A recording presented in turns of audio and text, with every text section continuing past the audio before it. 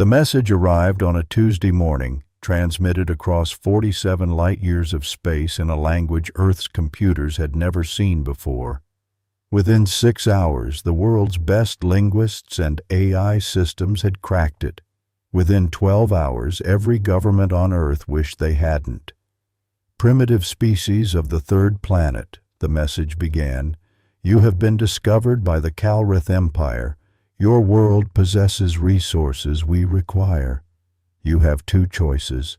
Submit to our rule and become a subordinate species within our empire, or resist and be destroyed. You have 1 solar rotation of your planet to decide." The United Nations Emergency Council met in Geneva within hours. Representatives from every nation crowded into the chamber. For 3 hours they shouted at each other. Some wanted to surrender immediately. Others demanded they fight. A few suggested hiding or running somewhere the Empire couldn't reach. Then someone from the back of the room spoke up. Nobody remembered later who it was, but everyone remembered what was said. "They want a war. Let's give them one they'll never forget." The response Earth sent back was simple. "We accept your declaration of war. However, we request 6 months to prepare our forces." Is this acceptable to the Calreth Empire? On the Imperial flagship Pride of Calreth, Commander Vris read the translation and laughed. It was a deep, rumbling sound that echoed through the command center. His subordinates laughed with him. 6 months. These primitives wanted 6 months to prepare. "Grant their request," Vris said, still chuckling. "Let them have their time. It will make no difference. Send observers to watch their preparations. I want to see what these humans think will stop us." Vris was a veteran of 32 campaigns. He had fought the Zelthians, who could regenerate from almost any wound. He had crushed the Moric collective, whose hive mind made them perfectly coordinated. He had broken the Sentinel defense line, which had held for 200 years. In all his life, in all the Empire's 4,000-year history, no species had ever won against them. These humans would be no different. Their technology was primitive. They still used chemical propulsion for most of their spacecraft. They had barely colonized their own moon. They were divided into hundreds of competing nations that could barely cooperate on anything. But Vris was thorough. He sent his 3 best intelligence officers down to Earth to observe. What they reported back confused him entirely. "Commander," his chief intelligence officer said, her face troubled on the video screen, "they are not mobilizing their militaries as we expected." "What do you mean?" "They are emptying their prisons, sir. All of them. Every prison facility on the planet is being processed. They are releasing the inmates." Vris frowned. "Perhaps they need the space. Are they converting the prisons into military facilities?" "No, sir. They are releasing the prisoners and giving them a choice. They can have full pardons for their crimes, or they can join something called the Frontier Force. Almost all of them are choosing the Frontier Force." "What crimes did these prisoners commit?" The intelligence officer checked her data pad. "Murder, sir. Assault. War crimes from their various internal conflicts. Torture, terrorism, mass murder. The worst criminals their species has ever produced. They are releasing all of them." Vris leaned back in his command chair. This made no sense. "Perhaps they are desperate. They plan to throw bodies at us." "There is more, sir. They are also recruiting from their military discharge records, but not the honored veterans. They are specifically finding soldiers who were removed from service for being too violent, excessive force, unauthorized killings, insubordination, and they are offering enormous payments to mercenaries with verified kill counts in the hundreds." Vris was quiet for a long moment. "They are releasing murderers and handing them weapons," he said slowly. "Yes, sir, and training them." Over the following weeks, the reports grew stranger. Earth had divided its new force into groups. The first group they called Tier 1. These were professional soldiers who had been discharged for brutality, mercenaries with verified kill counts, and special forces operatives who had been deemed too unstable for normal service. Dangerous, but still recognizably military. The second group, Tier 2, was something different. These were the serial killers who had murdered dozens, the war criminals who had committed atrocities that made even Earth's governments uncomfortable, the individuals who had been locked away in high-security psychiatric facilities, not because they had done something wrong, but because they were fundamentally unsafe to have in society. These were kept separate and given different training. Then there was Tier 3. Nobody talked about Tier 3 much. Even Earth's government seemed to be afraid of what they had put in that category. "What kind of training are they receiving?" Vris asked during one briefing. His intelligence officer pulled up video footage. "This is from one of their training facilities, sir. We accessed it through their public network. They seem to want us to see this." The video showed a large room designed to look like a destroyed city. Human trainees moved through it in small groups, but they moved wrong. There was no formation, no organization. They scattered randomly, some running along walls, others diving through windows. They fought each other in practice combat, and the combat was vicious. No rules, no stopping when someone went down. One trainee was laughing while another choked him. The one being choked managed to bite through the other's arm hard enough to draw blood. They both fell away laughing. "What are they doing?" Vris whispered. "They call it chaos training, sir. They are specifically teaching them to be unpredictable, to ignore pain, to enjoy combat. The instructors are former soldiers who were discharged for psychological disorders." Another video showed a classroom. A scarred human stood at the front, pointing at a holographic display of a Calreth soldier. "This is what you'll be fighting," the instructor said. "They are bigger than us, stronger than us. Their armor is better than anything we have. Their weapons are more advanced. Their ships are faster." The trainees in the room were silent, watching. "So we do not fight fair," the instructor continued. "Fair fights are for sports. This is war. You see that armor? It has 17 connection points. You cannot break it, but you can get through it. You see those weapons? They will kill you in one shot. So do not get shot. Move. Keep moving. Make them miss. Make them afraid." One trainee raised his hand. "What if we get captured?"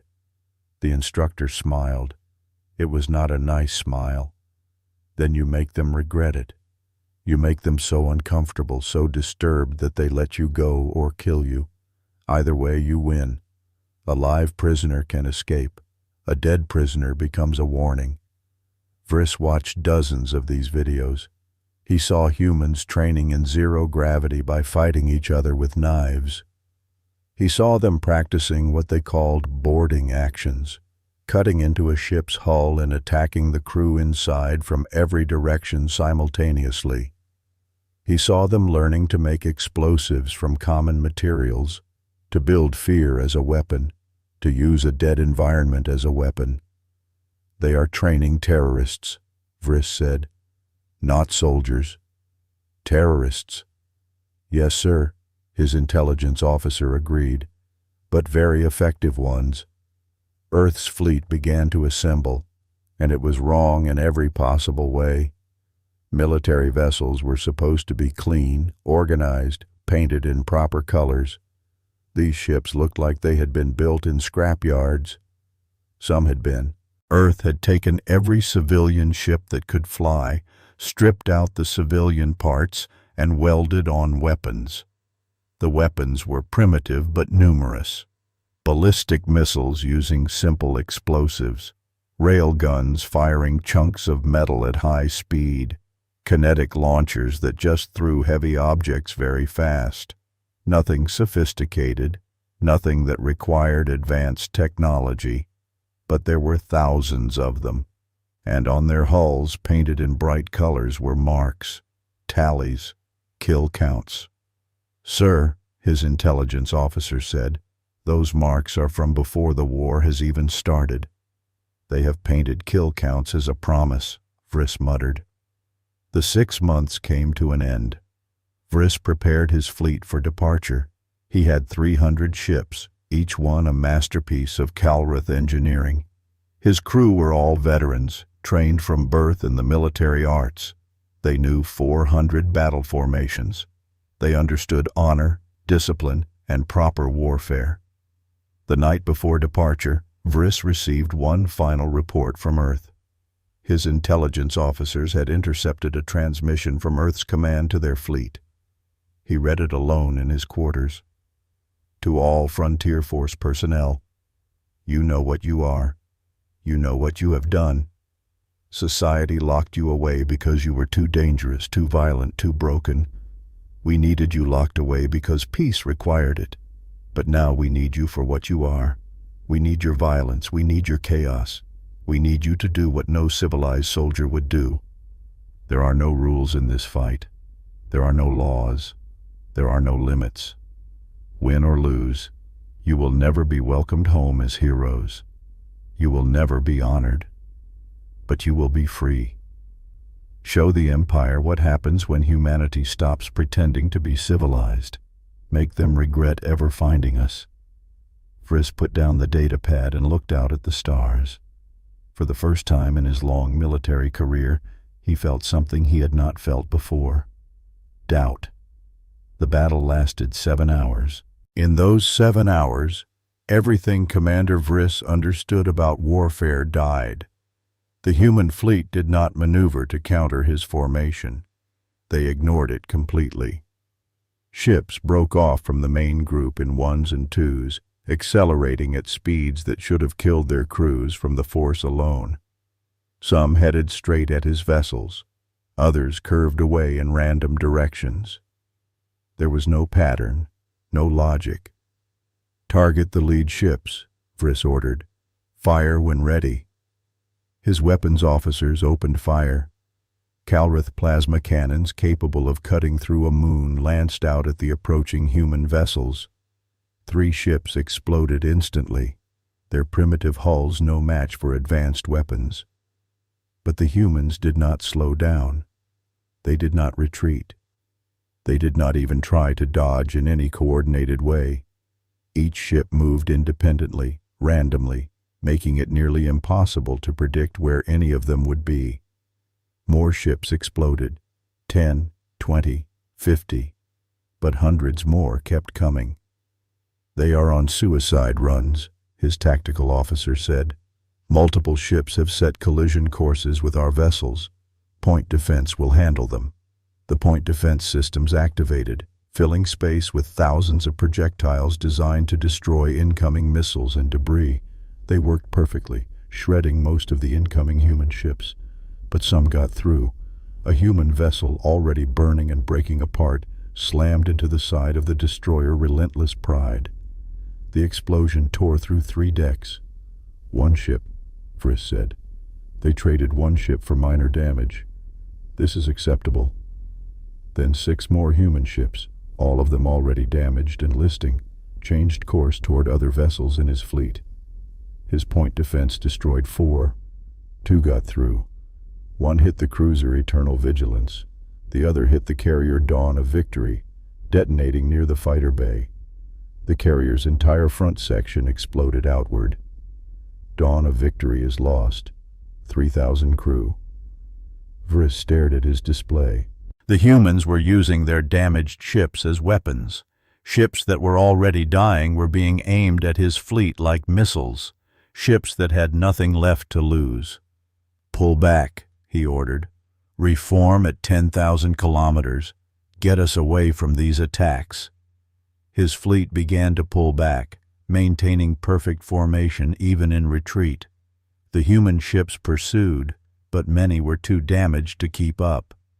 For a moment, Vris thought he had gained some breathing room. Then his sensor officer spoke up, voice confused. "Sir, the damaged human ships that fell behind, they are moving again." "Moving? They were dead in space." "Yes, sir, but they are under power, and they are heading toward us at high speed." Vris pulled up the sensor data. Ships that had been floating, seemingly destroyed, were suddenly active again. They had been playing dead, waiting for his fleet to retreat, then reactivating. "How many?" 47 vessels, sir. All of them are broadcasting the same message." "What message?" The communications officer played it. It was a human voice screaming words over heavy music. "Surprise! We're not dead yet." The 47 ships accelerated hard.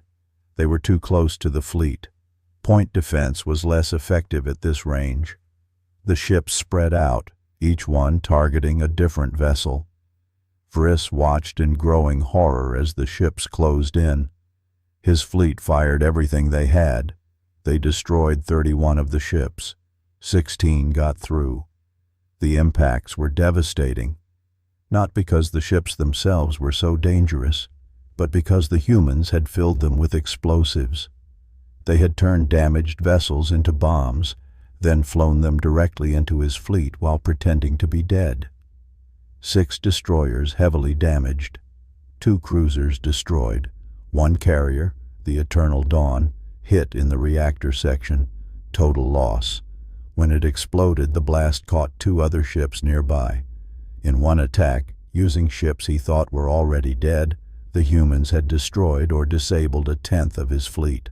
Vris had almost forgotten about the ground battle.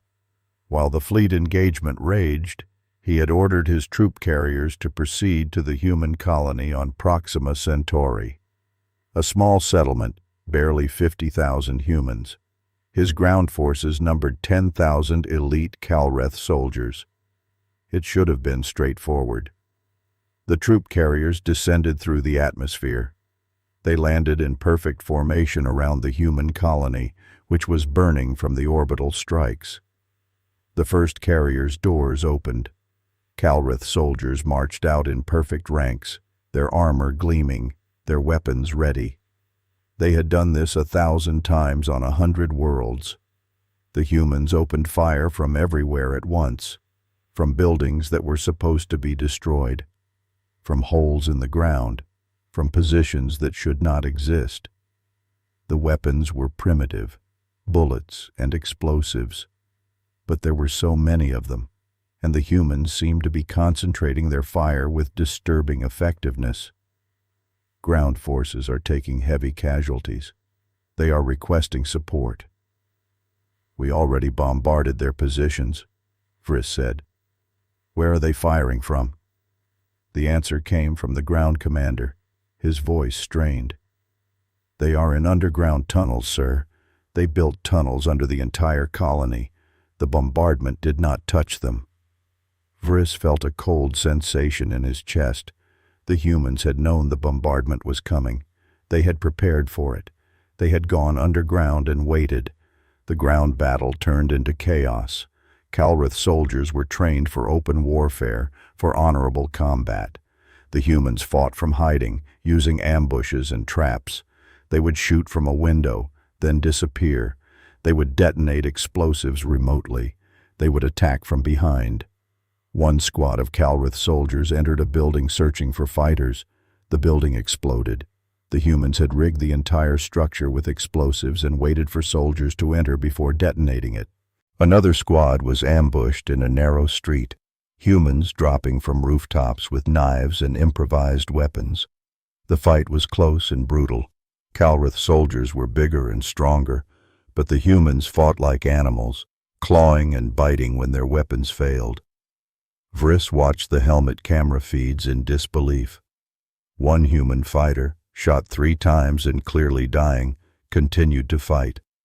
He grabbed a Calreth soldier's weapon and tried to turn it on its owner.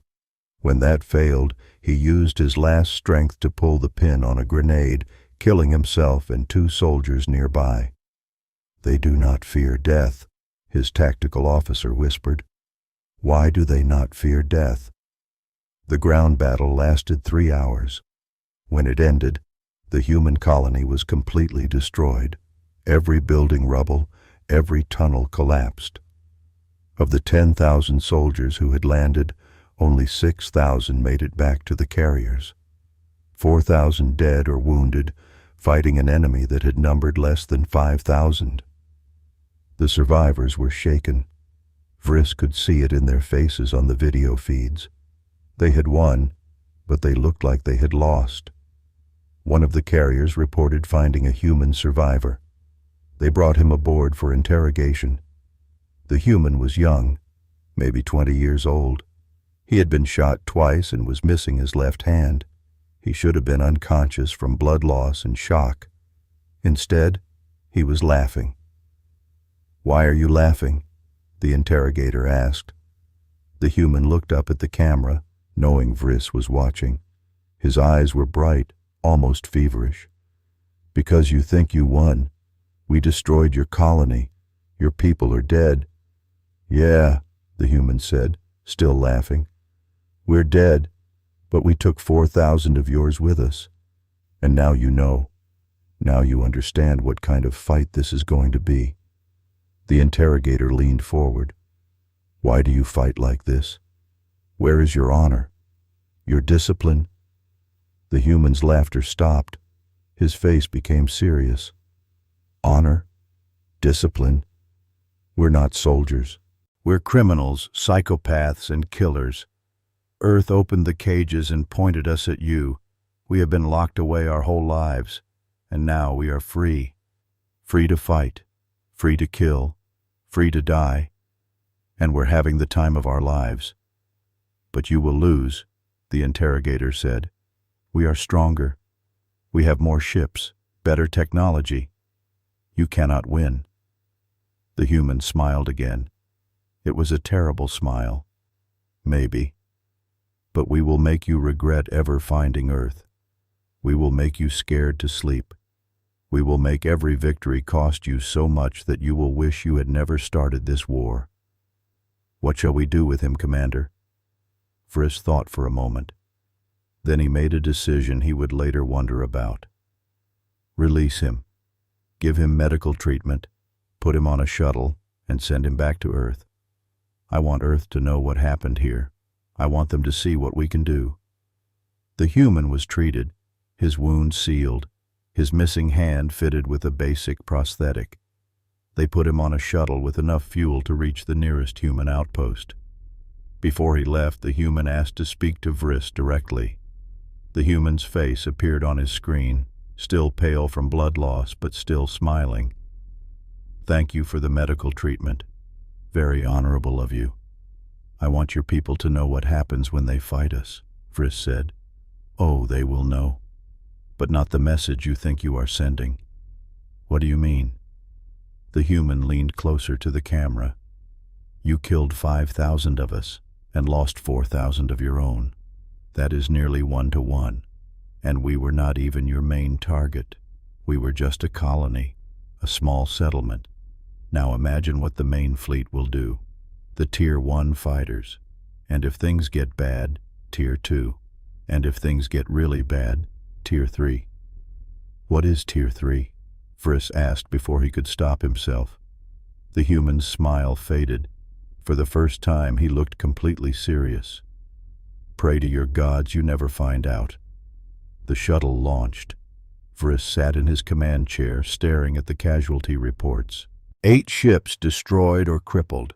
4,000 ground troops dead against an enemy that should have been easy to defeat. He opened a priority channel to all fleet commanders. "Results?" he asked. "Similar to ours, sir. Heavy casualties, unpredictable tactics, suicide attacks. The humans are fighting the same way everywhere. In 3 days of fighting, the Empire had won every single battle. They had destroyed human colonies, captured human territory, and proven their military superiority." But Vris looked at the casualty figures and felt cold. They had won every battle. And this was just the beginning. 3 months after the first battles, Commander Vris stood before the Emperor's War Council on the capital world of Calreth Prime. "Now explain," the Emperor said. His voice was calm, but Vris knew that calm was dangerous. "Explain how you have lost 12 systems in 3 months." Vris straightened his uniform. "Your Majesty, we have not lost in the traditional sense. We have won every major engagement. Every battle ends with human casualties outnumbering ours. We have destroyed hundreds of their ships. And yet," the Emperor said softly, "they hold 12 systems that were ours, systems you were supposed to defend." "The humans do not fight to hold territory," Vris said. "They fight to destroy. They attack a system, cause maximum damage, then retreat before we can bring our full force to bear. When we pursue, they scatter. When we defend, they attack elsewhere. They are like water flowing around our defenses." One of the council members, Admiral Thraus, slammed his fist on the table. "Then we need overwhelming force. Send 30 fleets instead of 3. Crush them with numbers." "We tried that at the Helion cluster," Vris said quietly. "We sent 30 ships to defend against an expected human raid. The humans sent 3. Those 3 ships attacked our supply depot, destroyed 6 months of supplies, and escaped. We lost more from the supply shortage than from combat." Another council member spoke up. "What about their main fleet? Where is it?" "We do not know," Vris admitted. "They have thousands of ships, but they never mass them together. They operate in small groups, independent cells. We destroy one group and 3 more appear somewhere else." The Emperor leaned forward. "I have read your reports, Commander. But reports are just words. Show us how these humans fight." Vris had prepared for this. He had brought recordings from dozens of battles. He started with Station Calreth 7. The station had been a fortress, 20,000 soldiers, massive defensive weapons, supplies for years, considered impregnable. The humans attacked with 300 fighters and small ships. The recording showed the battle. The human ships approached without formation. Station weapons fired, destroying dozens of them, but the rest kept coming. The first ship reached the station's hull and attached itself. Magnetic clamps, welding gear, anything to stick. More ships followed, attaching themselves all over the station like parasites. Then they cut through the hull with plasma torches. Dozens of holes appeared simultaneously. Human fighters poured through, wearing minimal pressure suits, carrying simple weapons. The station's security tried to respond. They set up defensive positions, called in reinforcements, followed proper defensive protocols. It did not matter. The humans did not advance in organized groups. They spread through the station like a virus, appearing everywhere at once. They used ventilation systems, maintenance tunnels, spaces between walls. They attacked from unexpected directions, then disappeared. One security camera caught a human fighter crawling through a ventilation shaft. He emerged behind a Calreth defensive position and attacked with a knife against armored soldiers with plasma rifles. He killed 2 before being shot down. Another camera showed 3 humans against 15 Calreth soldiers in a corridor. The humans should have been killed immediately. Instead, they used improvised flash grenades to blind the soldiers, then charged forward into close combat where Calreth weapons were less effective. The battle for the station lasted 18 hours. When it ended, Station Calreth 7 was a floating wreck, its reactor destroyed, its garrison dead or fled. The humans had lost 200 of their 300 fighters, but they had taken a fortress with 300 people. The council watched in silence. "They are insane," one council member whispered. "Yes," Vris agreed. "That is exactly the problem." He showed more recordings. A ground battle where humans used their own dead as cover, propping up bodies to draw fire. A boarding action where humans deliberately vented atmosphere from their own section to freeze out Calreth defenders. An ambush where humans waited in space in unpowered suits, floating like debris for 3 days until a patrol came close enough to board. Each tactic was disturbing. Together, they painted a picture of an enemy that followed no rules, valued no lives, including their own, and treated death as just another tool. "Enough," the Emperor said. "What do you recommend, Commander?" Vris hesitated. What he was about to say could end his career, possibly his life. "I recommend we negotiate peace." Silence filled the chamber. "I have brought a guest," Vris said. The council turned. A human walked to the center of the chamber calmly, looking around at the assembled council with interest. His name was Marcus Drake, formerly a soldier in Earth's army, discharged for what his file called excessive enthusiasm in combat. He was not restrained. He walked to the center of the chamber and looked around like he was at a casual meeting, not standing before the leaders of a galactic empire. "You are not afraid," the Emperor observed. Drake shrugged. "Of what?" "Dying. I've been shot 4 times, stabbed twice, and blown up once. I've jumped out of perfectly good aircraft for fun. What is there to be afraid of?" Admiral Thraus leaned forward. "We could execute you right now." "You could," Drake agreed cheerfully. "But then you wouldn't learn what you need to know." "And what is that? Why you cannot win this war?" The chamber erupted in shouts. Guards moved toward Drake, but the Emperor raised a hand. "Explain." Drake walked to the tactical display showing the current war situation. He pointed at the 12 systems marked in red, formerly Calreth territory, now abandoned or destroyed. "You think we are beating you with tactics or technology. That is not true. Your tech is way better than ours. Your soldiers are better trained. Your formations are perfect. You should be winning easily." "Then why are you not?" Vris asked. Drake turned to face him. "Because you care about winning. We care about hurting you. There is a difference." He pointed at one of the red systems. "You took this system back from us last month. You won the battle, but we destroyed all the infrastructure before we left. The mines, the refineries, the stations. It will take you 5 years to rebuild. Was that a victory?" "We drove you out," Admiral Thraus said. "Right. And it cost you 30 ships and 6,000 soldiers to drive out 300 of us.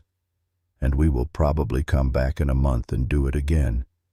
How many times can you afford to win before you run out of ships and soldiers?" The Emperor's expression did not change. "You believe you can win through attrition, but we have far more resources than Earth. We can outlast you." "Can you?"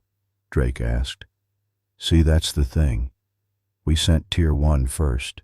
Professional soldiers, mercenaries, discharged special forces. Dangerous, but still basically sane. We have been fighting you for 3 months with just Tier 1.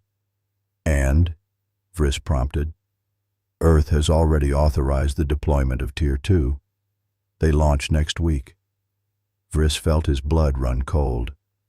"What is Tier 2 exactly?" Drake's smile faded. "The people Earth was scared to let out even for this war. Serial killers with body counts in the dozens. War criminals who committed atrocities that made the Geneva Convention cry. Cult leaders, terrorists, the truly broken ones. Tier 1 are people who got in trouble for being too violent. Tier 2 are people who were locked away because society literally could not contain them safely." "And if Tier 2 is not enough?" the Emperor asked. "Then there is Tier 3, Drake said quietly. "But honestly, I hope it doesn't come to that. I've seen the files on Tier 3. They scare me." "What is Tier 3? "I don't know exactly. Those files are classified above my level, but I know they exist. Earth has been studying psychological warfare, bioweapons, and neurological enhancement for decades.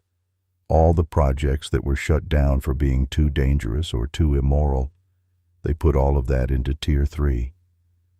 The chamber was silent. Finally, the Emperor spoke. "You are trying to frighten us." "I'm trying to save you," Drake said. And for a moment he sounded almost sincere. "Look, I'm a bad person. I know that. I've done terrible things and I'll probably do more. But even I think Tier 3 goes too far. It's not war anymore. It's extinction. Earth would not do that. They would not commit genocide.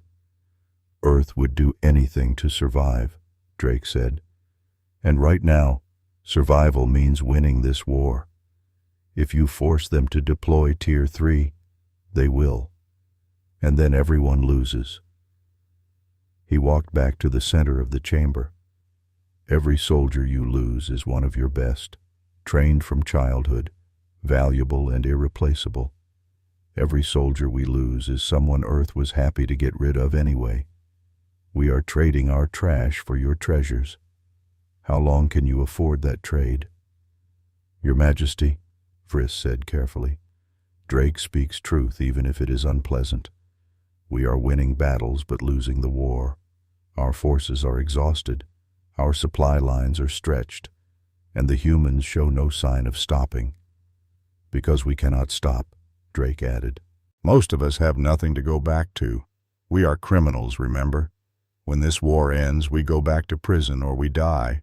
Either way, we have no future except this fight. So we will fight until we are all dead. Or you give up." The Emperor sat back in his throne. He was quiet for a long time. Finally he spoke. "I will consider your words. But know this, human. The Empire does not surrender. We have never surrendered. We will find a way to defeat you." "Good luck with that," Drake said. "But do it fast, because Tier 2 launches in a week, and they make us look like kindergarten teachers." Commander Vris needed to stall the negotiations for 3 days while the Imperial Senate voted. On the second day, one of the Tier 2 fighters, a man named Marcus Fenrirer, requested a private meeting. Vris read the file. Marcus Fenrirer, age 34.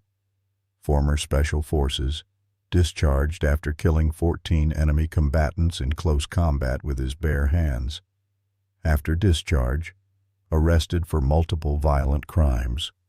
During imprisonment, killed 3 other inmates in separate incidents, all ruled self-defense but suspicious.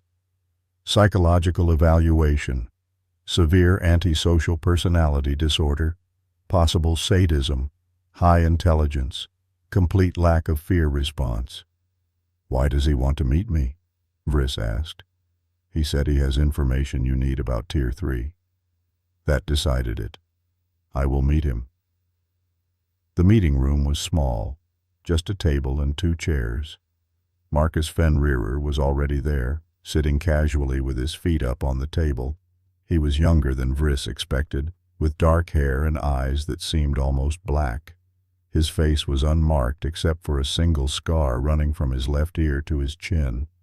"Commander Vris, thanks for meeting me. I know this is irregular." Vris sat across from him. "Your diplomat did not send you." "Chen?"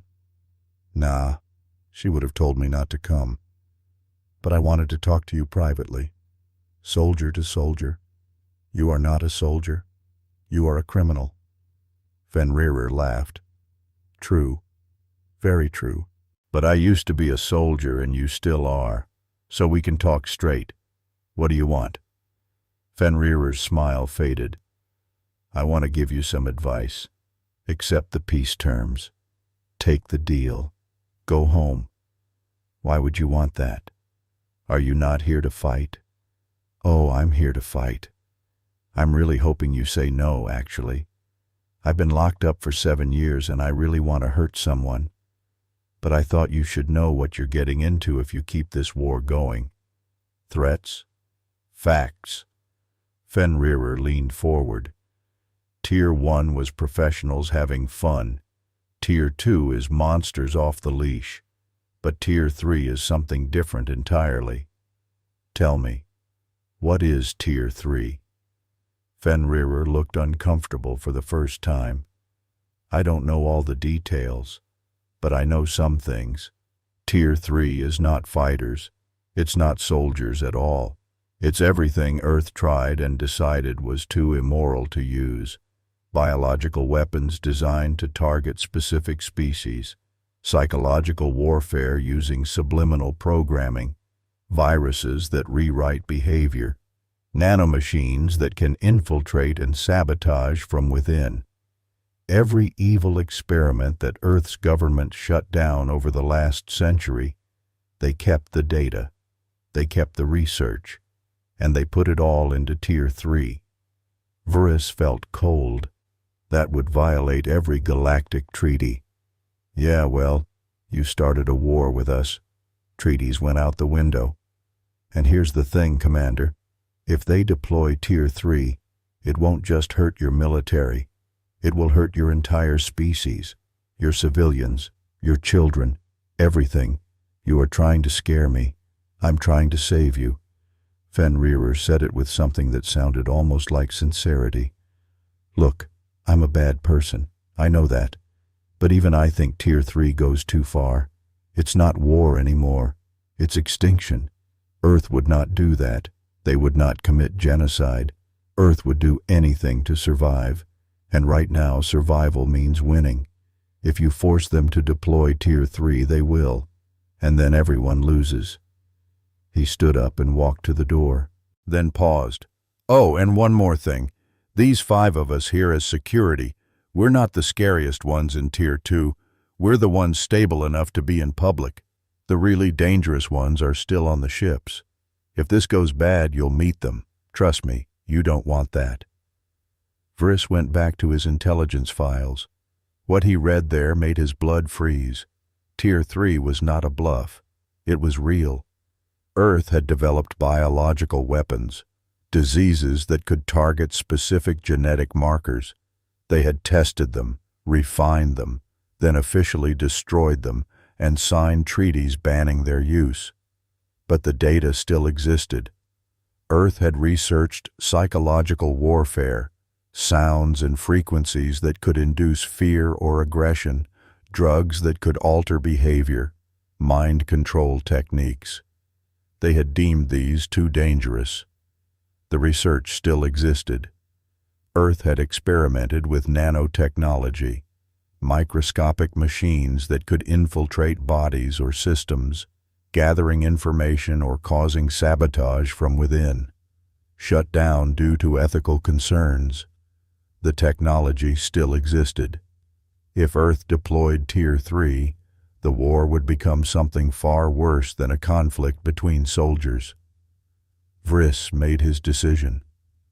3 days later, the Imperial Senate gathered, 5,000 senators representing every major world in the Empire. They had heard the arguments for and against peace. They had reviewed the casualty reports. Vris stood before them and told them about Tier 3. He showed them the research. He explained what Earth was capable of. He made it clear that continuing the war risked not just military defeat, but something far worse. When he finished, the chamber was silent. The Emperor spoke. I call for a vote. Should the Empire accept Earth's peace terms or continue the war? The vote was not close. 4,000 senators voted for peace. 800 voted to continue fighting. The Empire, for the first time in 4,000 years, chose to retreat. The next day, Commander Vris met with Sarah Chen again. The Empire accepts your terms. We will withdraw from disputed territory. We acknowledge Earth's independence and sovereignty. Chen nodded. Thank you, Commander. You have made the right choice. Behind her, Marcus Fenrir smiled. Damn. I was really hoping you would say no.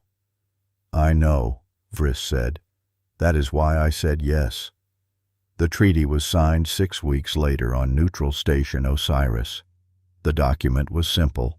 The Calreth Empire would withdraw from all disputed systems. Earth would cease offensive operations. Both sides would establish diplomatic relations and open trade negotiations. Neither side claimed victory. Both sides pretended the war had been a misunderstanding. Commander Vris signed for the Empire. Sarah Chen signed for Earth. They shook hands for the cameras. The Empire had lost. Not militarily. They had won every battle. But they had blinked first. After 4,000 years of never surrendering, never retreating, they had chosen peace over glory. And Earth had won, not by destroying the Empire's fleets or conquering their worlds, by making victory too expensive, by being willing to go further into darkness than the Empire could stomach. In the observation deck, as the ceremony ended, Vris stood looking out at the stars.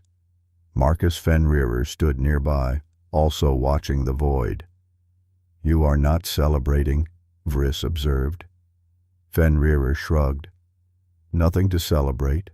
The war is over. I go back to Earth. Probably back to prison eventually. My vacation is done. You wanted to fight? I always want to fight. It's what I am good at.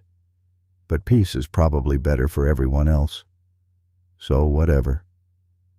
Vris was quiet for a moment. Then he asked the question that had been bothering him. Was Tier 3 real, or was it a bluff to scare us? Fenrir looked at him. "What do you think?" "I think it was real. I saw the research. Earth has the capability.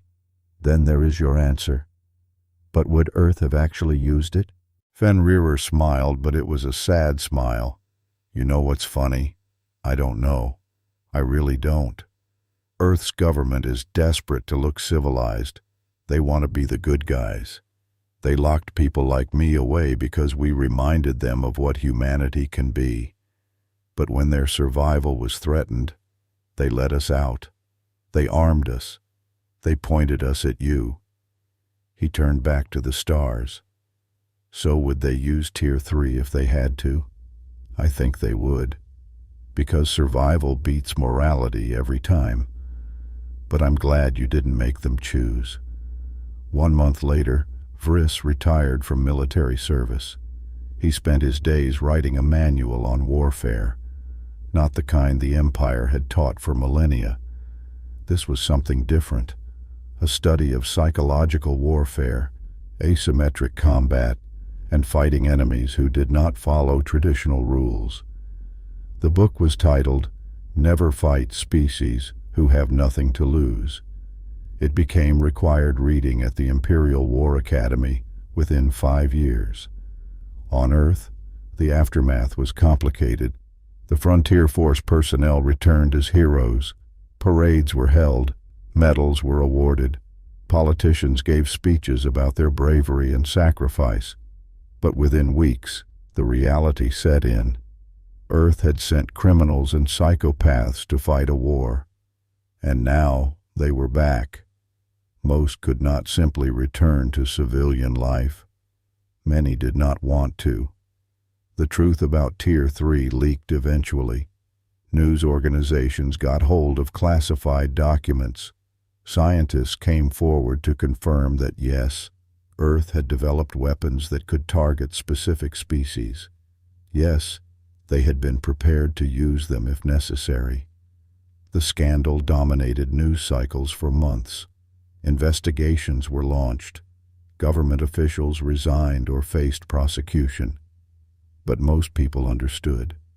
When faced with extinction, humanity had been willing to do anything to survive. Right or wrong, it had worked. 10 years after the war ended, former Ambassador Sarah Chen visited Vris at his estate. Over tea, she finally asked him the question that had been bothering her since the treaty. Why did you really advocate for peace? Was it fear of Tier 3, fear of casualties, or something else? Vris considered his answer carefully. All of those reasons. But mostly, I think, because I realized we were fighting the wrong war. What do you mean? We were fighting to win. You were fighting to not lose. Those are very different motivations. We could win every battle and still lose the war because you would never stop. You could not afford to stop, and we realized we could not afford to keep winning. Chen nodded slowly. You understood us better than we understood ourselves. Perhaps. Or perhaps I just recognized something I saw in my own species' history. The Calreth Empire was not always an empire. 4,000 years ago, we were a single planet divided into hundreds of nations. We fought wars constantly, brutal wars. What changed? We grew up. We learned that there are better ways to resolve conflicts.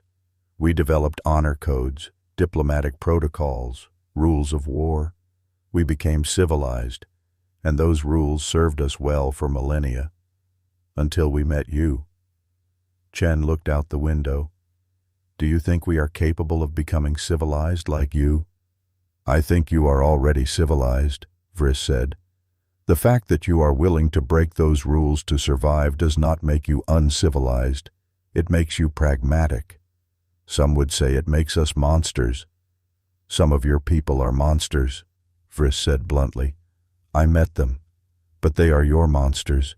You created them, controlled them, and used them for a purpose.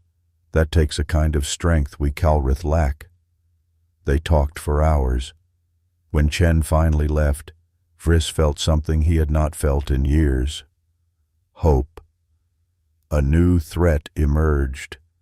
The Korvax swarm, a hive-minded insectoid species, began expanding aggressively into both human and Calreth space.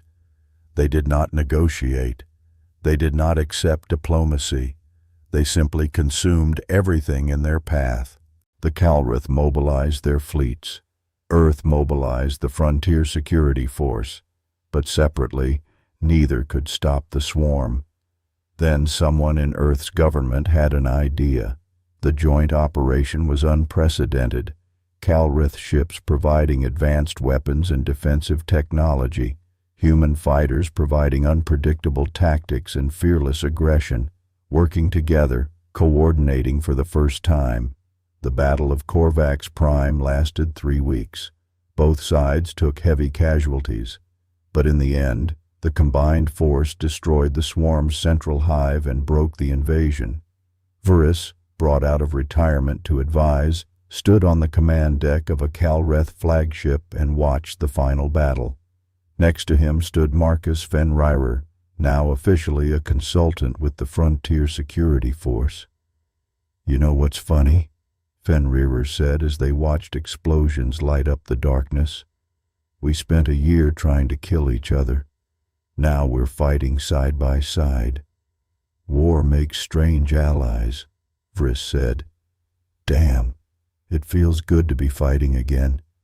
I miss this. You never change, do you? Nope. Still a monster. But now I'm your monster too. Vris could not help but smile. I suppose that is progress. On New Haven, the frontier colony where many Frontier Force veterans had settled, a monument was erected. It listed the names of all who had died in the war, human and Calreth both. At the bottom, someone had carved a message. Nobody knew who put it there, and no government ever officially acknowledged it. But everyone who saw it understood. They wanted war, but not this one. We gave them chaos, and chaos won. May we never need to do it again. Vris visited the monument once, near the end of his life. He read the message and thought about all he had seen, all he had learned. The galaxy was bigger than he had imagined, more dangerous, more complicated. And humanity, this young species that had barely learned to reach the stars, had taught the Empire a lesson 4,000 years of conquest had not. That civilization was fragile, that rules only worked when everyone followed them, that sometimes, to preserve civilization, you had to be willing to set it aside. It was a terrible lesson, but a necessary one. As Vris turned to leave, he saw a figure standing nearby. Marcus Fenrir, older now but still carrying himself like a predator. They had not arranged to meet, but neither was surprised to see the other. "You come here often?" Vris asked. "Every year," Fenrir said. "Anniversary of the treaty. I figure somebody should remember." "Remember what?" Fenrir looked at the monument for a long moment. "The victory." Vris looked at the list of names, Human and Calreth, side by side. Was it a victory? Fenrir was quiet for a while. Then he said something that Vris would think about for the rest of his life. "We opened the cages, and the cages worked." "So, yeah, I guess it was." They stood there together in the quiet, looking at the names of the dead. 2 old soldiers, one reformed, one not, both still standing.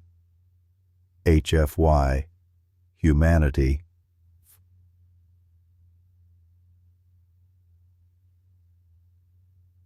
Yeah, Earth opened the cages, and the cages worked.